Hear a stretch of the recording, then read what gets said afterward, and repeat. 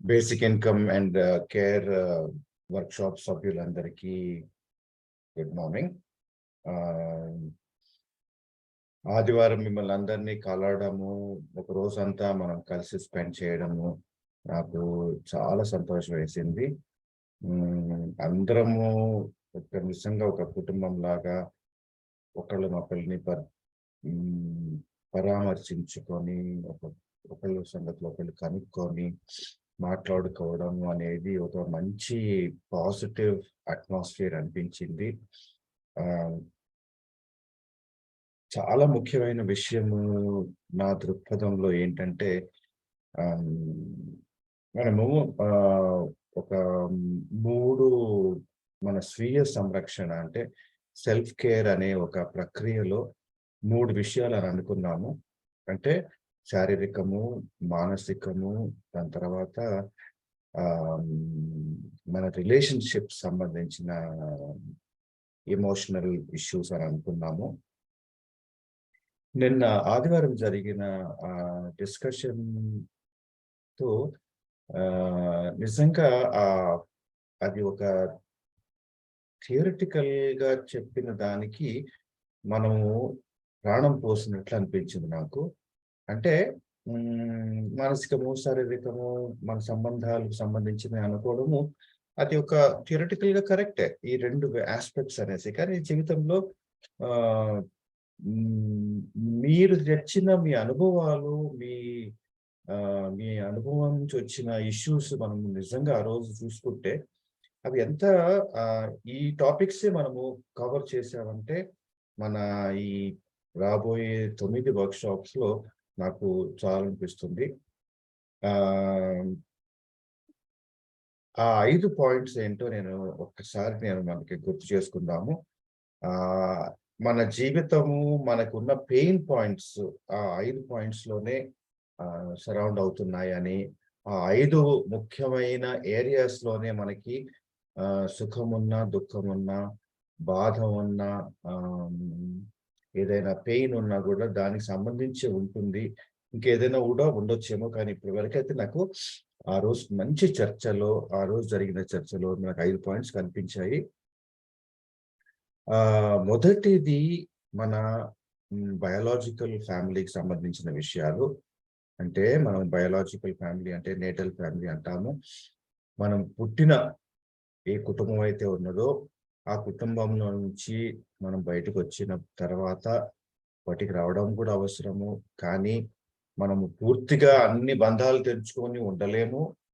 అది కాకుండా మనకు ఉన్న మన ఐడెంటిటీ గురించి ఉన్న విషయాలన్నిటినీ కూడా పక్కకు తోసి ఆ కుటుంబంలోనే మన పాత ఐడెంటిటీతో ఉండడం కూడా ఇంకొకమైన బాధకరమైన విషయము. కాబట్టి ఈ రెండిటి మధ్యలో జరిగిన సంఘర్షణ, ఆ బాధలు, ఆ కష్టాలు, ఆ దుఃఖాలు మనం ఆ రోజు చాలా వరకు చర్చించుకోవడం జరిగింది. అయితే అటువంటి సంఘర్షణల నుంచి మనము ఎలా మేనేజ్ చేయాలి ఆ సంఘర్షణని అనేటటువంటి మనకు సీనియర్స్ అయిన నీతు కానీ, నీతు మనకి రూత్, తర్వాత సహస్ర, వీళ్ళు సీనియర్స్ మంచి కౌన్సిల్ ఇచ్చారు. ఏ విధంగా మనము ఈ ఇష్యూని మనము మేనేజ్ చేయాలి. దాని నుంచే వచ్చిన ఒక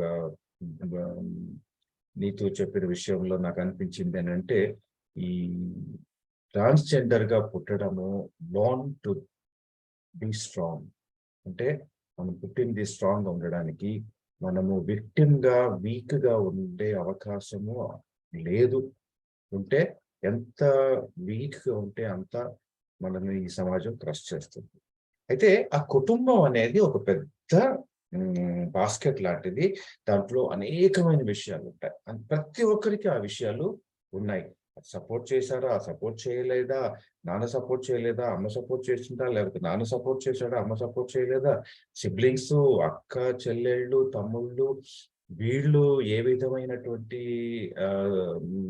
యాటిట్యూడ్ ఉన్నది వాళ్ళకి అనేటటువంటి విషయాలు మనల్ని చాలా సన్నిహితులు కాబట్టి మనల్ని చాలా బాధపడతాయి. కాబట్టి ఆ ఒక ఏరియాని ఎట్లా మేనేజ్ చేసుకోవాలనేటటువంటిది మన సీనియర్స్ మనకి యంగర్ పీపుల్‌కి, జూనియర్స్‌కి కౌన్సిల్ ఇవ్వడం చాలా మంచి విషయం అనిపించింది. అదొకటి. రెండవ ఏరియా మనకి ఆరోగ్యానికి సంబంధించిన విషయం. ఆరోగ్యంలో 2 రకాలు కనిపిస్తున్నాయి నాకు. ఒకటి జనరల్‌గా ఆరోగ్యం. మనం మొన్న మెడికల్ టెస్ట్ చేసుకున్నాము. చాలా వరకు అందరూ ఆరోగ్యంగా ఉన్నారు. చాలా సంతోషం వేసింది నాకు. రూత్ మీకు స్పెసిఫిక్‌గా కొంతమంది అనీమిక్ అంటే హిమోగ్లోబిన్ తక్కువున్నది. కొంతమందికి ఐరన్ తక్కువుండొచ్చు. ఎవరికైనా ఏదైనా చిన్న చిన్న విషయాలుంటే అది 1-to-1 మనము రూత్ మనకి మంచి అడ్వైస్ ఇస్తుంది. ఏం చేయాలి అనేటటువంటిది. ఆహ్, అనీమిక్ కానీ ఇదుంటే చాలా సింపుల్ మనము దానికి టాబ్లెట్స్ ఏసుకొని అది ఇంప్రూవ్ చేసుకోవచ్చు. ఆహ్, అది జనరల్ హెల్త్ గురించి.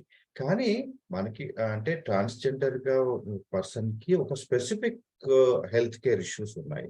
అదేంటంటే మనము సెక్స్ రీఅసైన్‌మెంట్ సర్జరీ ఒకవేళ జరిగితే, ఆ సర్జరీ తర్వాత దానికి అయ్యే ఖర్చు, దానికి ఉన్నటువంటి కాంప్లికేషన్స్, దానికి కావాల్సినటువంటి మంచి అడ్వైసు, ఎక్కడికెళ్ళాలి, ఏం చేసుకోవాలి, ఆ తర్వాత హార్మోనల్ టాబ్లెట్స్, ఇంజెక్షన్స్, ఆ హార్మోనల్ ట్రీట్మెంట్ తీసుకున్నప్పుడు వచ్చిన సైడ్ ఎఫెక్ట్స్, తర్వాత దాని కాంప్లికేషన్స్ ఇవన్నీ కూడా ఇంకొక పెద్ద set of issues.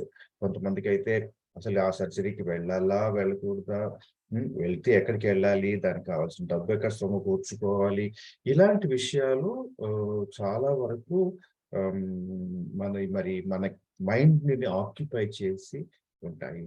So, health అనేది ఒక చాలా పెద్ద ఇష్యూ. మనము ఇప్పుడు ఈ చేసిన medical tests just scratching the surface అనంటే చాలా ఇప్పుడు మొదలుపెట్టాము ఆ ఇష్యూని అడ్రెస్ చేయడానికి. కానీ దీంట్లో చాలా చాలా ఇష్యూస్ ఉన్నాయి. దీనికి గవర్నమెంట్ నుంచి సపోర్ట్ గానీ, కమ్యూనిటీ నుంచి సపోర్ట్ గానీ, ఇలాంటి విషయాలు మనం ఆలోచించవలసిన విషయం చాలా ఉన్నది. మూడవ విషయము మనకి లైవ్లీహుడ్, ఫైనాన్షియల్ ఇష్యూస్, తర్వాత ఎంప్లాయ్‌మెంట్ ఇష్యూస్. మనకి ఎలాంటి ఎందుకంటే పర్టిక్యులర్‌లీ ఇంటి నుంచి బయటకొస్తాం కాబట్టి, మరి మనకి ఉపాధి ఏంటి? ఆ ఉపాధి ఎక్కడ దొరుకుతున్నది? ఆహ్, కాబట్టి దాని గురించి మనం తీసుకునే నిర్ణయాలు మరి ఇది మనల్ని ముందుకు తీసుకెళ్తాయా? బాధపెడతాయా? ఆర్థికమైన ఇబ్బందుల్లోకి తీసుకెళ్తాయా? అనేటటువంటివి ఇది ఇంకొక బాస్కెట్ ఆఫ్ ఇష్యూస్ ఉన్నాయి. మరి దీని గురించి కూడా చాలా మంది బాధపడొచ్చు. మొన్న మనం అనుకున్నాం కొంతమంది అయ్యో! నేను సేవింగ్స్ ఏం చేయట్లేదు. ఫ్యూచర్ గురించి ఆలోచించుకోవట్లేదు. అయ్యో! నాకు కావాల్సిన జాబ్ దొరకట్లేదు అని. సో, బేసిక్ ఇన్‌కమ్ అనేది ఈ ఇష్యూని కూడా చాలా ఇంపార్టెన్స్ ఇస్తున్నది. ఎందుకంటే మనకి నిలబడడానికి ఒక గ్రౌండ్ ఉండాలనేటటువంటి సిద్ధాంతమే బేసిక్ ఇన్‌కమ్ అనేది. ప్రతి పౌరుడికి ఈ సమాజము, ఈ ప్రభుత్వము మనకి ఒక మినిమమ్ బేసిక్ ఇన్‌కమ్ ఇవ్వాలనేటటువంటి ఆలోచన ఈ బేసిక్ ఇన్‌కమ్ అనేది. ఒకసారి మనము ఆ గ్రౌండ్ మీద నిలబడిన తర్వాత మనము మన జీవితం గురించి ఆలోచించుకునే అవకాశము మనకి లభిస్తున్నది. దాని తర్వాత 3 విషయాలయిపోయినాయి. కుటుంబం సంబంధించిన విషయాలు, ఆరోగ్యానికి సంబంధించిన విషయాలు, దాని తర్వాత మన ఉపాధి, ఉద్యోగము, తర్వాత ఆర్థికమైనటటువంటి మూడో విషయాలు. నాలుగో విషయము మనకి ఈ యొక్క సమాజము ఒక ట్రాన్స్‌జెండర్ పర్సన్‌ని ఒక ఆహ్, చాలా హింసాపూర్వకంగా అంటే ఒక వయలెంట్‌గా చూస్తున్నది ఒకవైపు, అగ్రెసివ్‌గా చూస్తున్నది. అంటే డిసప్రూవల్‌తో చూస్తున్నది. ఆ తర్వాత ఒక రిడిక్యూల్‌తో రిడిక్యూల్ చేసి హేళన చేసి చూస్తున్నది. మరి అలాంటి సమాజంలో మనం బ్రతకాలంటే దానికి చాలా ఒడిదుడుకులుంటాయి. చాలా పెయిన్ పాయింట్స్ ఉంటాయి. మరి ఇదే సమాజంలోనే మనం ఉద్యోగం చూసుకోవాలి. ఇదే సమాజంలోనే మనం ఉండాలి. ఇదే సమాజంలోనే మనం ఒక ఇల్లు అద్దెకు తీసుకొని బ్రతకాలి. ఇదే సమాజంలో మనం మన పార్ట్నర్‌ని వెతుక్కోవాలి. ఇదే సమాజంలో మనము మన జీవితాన్ని నడిపించుకోవాలి. ఇదే సమాజంలో మనము మన ఆరోగ్యాన్ని గూడా సంరక్షించుకోవాలి. కాబట్టి మరి ఈ సమాజం ఇంత వయలెంట్‌గా, ఇంత హేళనగా, ఇంత అగ్రెసివ్‌గా ఉన్నప్పుడు మరి దానిలో మనం ఎలా కోప్ అవ్వాలి అనేటటువంటిది కూడా ఇంకొక ముఖ్యమైన కేర్ విషయం. స్వీయ సంరక్షణకు సంబంధించిన విషయము. చివరికి లాస్ట్ పాయింట్ మనము ఆ రోజు ఐడెంటిఫై చేసిన పాయింట్ ఏంటంటే, మన మన పార్ట్నర్‌కి సంబంధించిన విషయం. పార్ట్నర్ ఉంటే కొన్ని విషయాలుంటాయి. లేకుంటే కొన్ని విషయాలుంటాయి. ఆహ్, మరి పార్ట్నర్‌ని సంపాదించుకోవడం ఒక పని. పార్ట్నర్ వచ్చిన తర్వాత మరి ఆ రిలేషన్‌షిప్ మెయింటైన్ చేయడం కూడా ఇంకొక పని. అయితే ఇక్కడ నేను చెప్పేది అడ్వైస్ కాదు. కానీ ఈ యొక్క ఏరియా, ఈ యొక్క ఈ యొక్క విషయం, ఈ యొక్క అంశముకి సంబంధించినవి చాలా ఇష్యూస్ ఉంటాయనేసి ఆ రోజు మనం ఐడెంటిఫై చేశాము. నాకనిపిస్తుంది ఈ 5 ఏరియాస్‌ని తీసుకొని మనము గాని, ఈ కొంతమంది ఎక్స్‌పర్ట్స్‌ని గాని, కౌన్సెల్ ఇచ్చే వాళ్ళని గాని, కౌన్సెలింగ్ చేసే వాళ్ళని గాని, మనం గాని సంపాదించుకున్నామంటే ఈ నెక్స్ట్ రాబోయే వర్క్‌షాప్స్‌లో ఈ ఇష్యూస్‌ని మనం అడ్రెస్ చేయగలిగితే దానికి సంబంధించినటువంటి అడ్వైస్ గాని, కౌన్సిల్ గాని, మనం గాని సమకూర్చుకోగలిగితే మనము ఈ కేర్ వర్క్‌షాప్ అంటే ఈ స్వీయ సంరక్షణ అనేటటువంటి ప్రక్రియని మనం ముందుకు తీసుకెళ్ళగలం అని అనిపించింది. ఇంకొక విషయము మీతో నేను షేర్ చేసుకుందాం అనుకున్నాను. ఇది మన స్వీయ సంరక్షణకు సంబంధించి చాలా సన్నిహితమైన అంశం ఇది. నిన్న నేను మీరందరూ చదివి ఉంటారు. చదివారు. జగద్గిరి గుట్టలో జరిగిన అటువంటి సంఘటన చాలా మనల్ని అందరినీ కదిలించి వేసింది. చాలా బాధాకరమైన విషయం అది. ఆహ్, ఈ ఈ 25 సంవత్సరాలు అనేసి మనకి రిపోర్ట్‌లో చదివాము. గణేష్ తర్వాత అనూష అనుకుంటా. వీళ్ళిద్దరూ మరి ఆత్మహత్య చేసుకొని చనిపోవడం అనేటటువంటిది మన ఈ స్వీయ సంరక్షణ అనే చర్చలో చాలా ముఖ్యమైన విషయము. మరి అక్కడ ఆర్థిక విషయాలున్నాయా? లేకపోతే మరి వాళ్ళిద్దరి సంబంధానికి సంబంధించిన విషయాలున్నాయా? లేకపోతే మరి ఈ సమాజంలో వాళ్ళు ఫేస్ చేసినటువంటి ఈ హింసకి సంబంధించిన విషయాలున్నాయా? లేకపోతే వాళ్ళ కుటుంబాలు వాళ్ళని కోఆపరేట్ చేయలేకపోవడము ఇష్యూస్ ఉన్నాయా? లేకపోతే వాళ్ళకి మరి హెల్త్ ఇష్యూస్ ఉన్నాయా? మనకి తెలియదు. ఈ విషయాలు చాలా వరకు బయటకి వస్తాయో, బయటికి రావో కానీ తెలియదు. కానీ నాకు ముఖ్యంగా బాధ కలిగించిన విషయం ఏంటంటే మనము ఒక సమాజంగా ఈ ఈ సంఘటన జరగడము అంటే, మనము ఒక సమాజంగా, ఒక కమ్యూనిటీగా మనం ఫెయిల్ అయినట్లు. నేను ట్రాన్స్‌జెండర్ కమ్యూనిటీ గురించి అనట్లేదు. మామూలుగా మన సమాజమే అలాంటి ఇద్దరు యంగ్ పీపుల్ ఆత్మహత్య చేసుకోవడం అనేటటువంటిది చాలా ఘోరమైన విషయము. ఇది మనము ఎట్టి పరిస్థితుల్లో ఇలాంటి ఇన్సిడెంట్స్ అవాయిడ్ చేయాలి. కాబట్టి అందుకనే కమ్యూనిటీ అనేది చాలా ఇంపార్టెంటు. ఈ కమ్యూనిటీని మనం ఎలా సంరక్షించుకోవాలి? కమ్యూనిటీని మనం సంరక్షించుకుంటే, మనము వ్యక్తిగతంగా గూడా మన సంరక్షణ దొరుకుతున్నది. మన వర్క్‌షాప్‌లో చాలా వరకు మన ఆర్ట్ ద్వారా గాని, మన చర్చ ద్వారా గాని, మనకి అర్థమైన విషయం ఏంటంటే, మనకి కమ్యూనిటీ పర్టిక్యులర్‌లీ ట్రాన్స్‌జెండర్ కమ్యూనిటీ, తర్వాత దానికి సంబంధించి దానిని దానిని ప్రోత్సహించి, దానిని బలపరిచేటటువంటి వైడర్ కమ్యూనిటీ అనేది చాలా ముఖ్యము. చాలా ఇంపార్టెంట్. ఇంకొక విషయం చేసి నేను ఈ వీడియో ముగిస్తాను. ఆహ్, మీరు మీ కౌన్సెలింగు, మెడికల్ కౌన్సెలింగు రూట్స్ ద్వారా మీరు తప్పకుండా చేసి దానికి సంబంధించిన విషయాలు మీరు చర్చిస్తే మన గ్రూప్‌లో చర్చించుకోవచ్చు.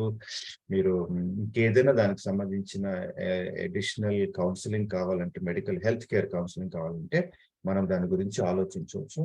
ఆహ్, రెండవది మీరు తప్పకుండా కనీసం 5 నిమిషాలు ప్రతిరోజు మెడిటేషన్ చేస్తారు అనేసి ఆశిస్తున్నాను. దాని గురించి మీరేమైనా చర్చ చేయాలా? ఏదన్నా అడ్వైస్ కావాలంటే దయచేసి హ్మ్. మీరు మీ గ్రూప్‌లో మెసేజ్ పెట్టండి. లేకపోతే ఆడియో మెసేజ్ పెట్టండి. ఇంకొక విషయం మనందరం అనుకున్నాము. కేర్ పార్ట్నర్ అనంటే మీకు అరగంట ప్రతి ఒక్కళ్ళతో మాట్లాడుకునే అవకాశము ఉన్నది. దయచేసి మీరు తప్పకుండా ఎవరికైనా ఫోను చేసి మాట్లాడండి. నాతో మాట్లాడాలన్నా కూడా మీరు దయచేసి నాకు కొంత మెసేజ్ పెట్టి మాకు ఆ టైం అడిగితే నేను తప్పకుండా మీకు నేనే కాల్ చేస్తాను. మాట్లాడతాను. మీరు తప్పకుండా ఈ షేర్ చేసుకోవడం అనేది చాలా, చాలా, చాలా ముఖ్యము. ఎందుకంటే మనము షేర్ చేసుకున్నామంటే మనకున్నటువంటి బాధ గాని, మనకున్నటువంటి మనస్తాపం గాని సగం తగ్గిపోతుంది అని అంటారు పెద్దలు. కాబట్టి మీరందరూ సంతోషంగా ఉండండి. దయచేసి మీరు మీ స్వీయ సంరక్షణని మీరు తప్పకుండా చూసుకుంటూ, కమ్యూనిటీలో మిగతా వాళ్ళని చూసుకోవాలని ఆశిస్తున్నాను. మీరందరూ చేస్తున్నారు నాకు తెలుసు. కాబట్టి అదే కంటిన్యూ చేయండి అని. నమస్కారం. Have a good day. మళ్ళీ మనము ఒక ఆదివారము అనుకున్నాము, మధ్యలో ఒక వీడియో జూమ్ కాల్ చేసుకుందాం అనుకున్నాము. ఆ తర్వాత మళ్ళీ నెక్స్ట్ కేర్ వర్క్షాప్ మనము ఆగస్టు చివరి వారంలో నేను డేట్ మీకు చెప్తాను. మా అన్వేషి మన ఫ్రెండ్స్తో మాట్లాడిన తర్వాత నేను డేట్ చేసి మనం చెప్తాం. ఓకే.